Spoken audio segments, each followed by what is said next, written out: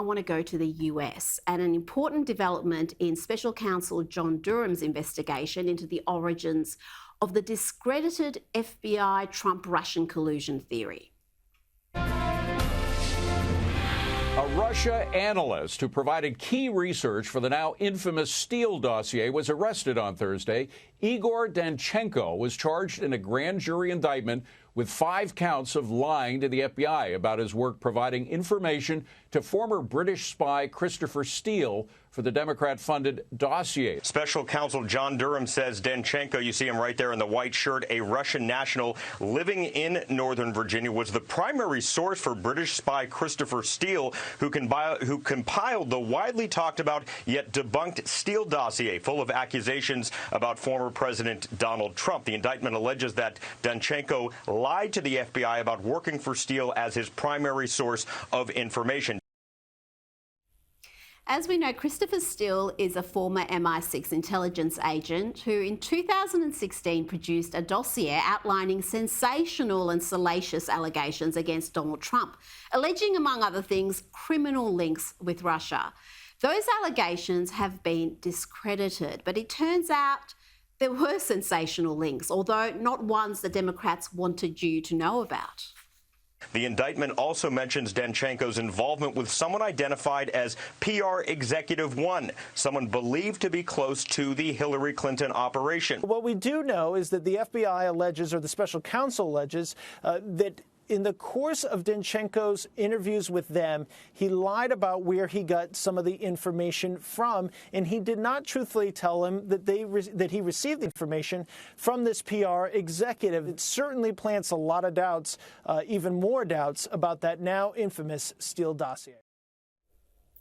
It certainly does, but it's now very clear who PR Executive 1 is and where he fits in. Then we find out that, in fact, he's on the payroll of the Hillary Clinton campaign, that he'd been commissioned to write a report. And now we find out that the one guy that provided most of the information to him, Igor Danchenko, a Russian, was in fact getting a bunch of his information from a Clinton crony named Charles Dolan. This is a Clinton operation from beginning to end. That's Charles Dolan Jr., Democrat and public relations executive who's been associated with Bill and Hillary Clinton since the early 1990s.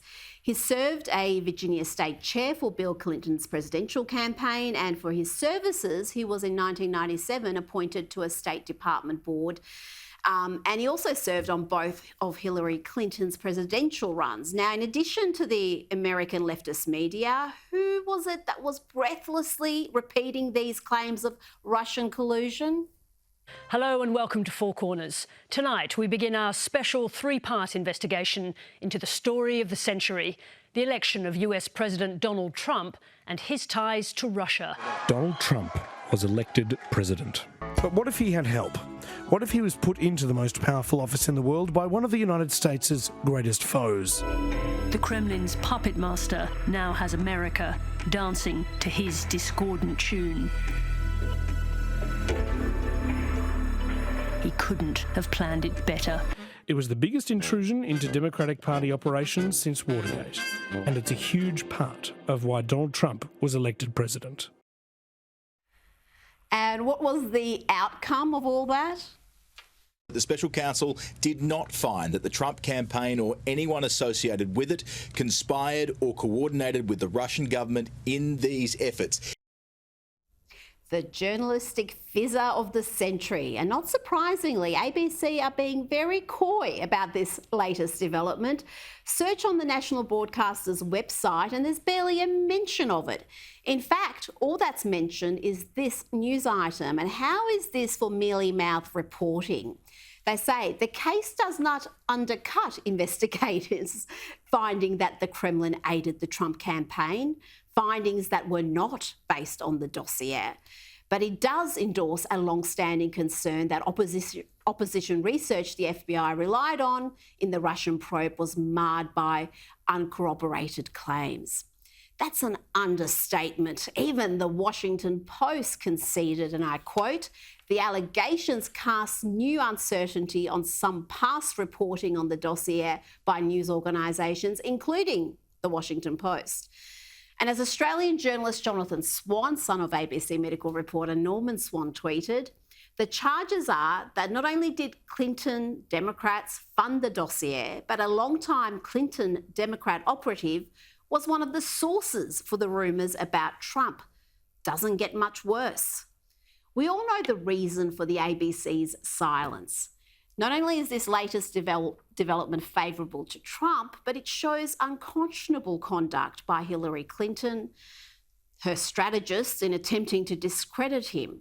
Remember the outrage and carry on when the reverse was alleged?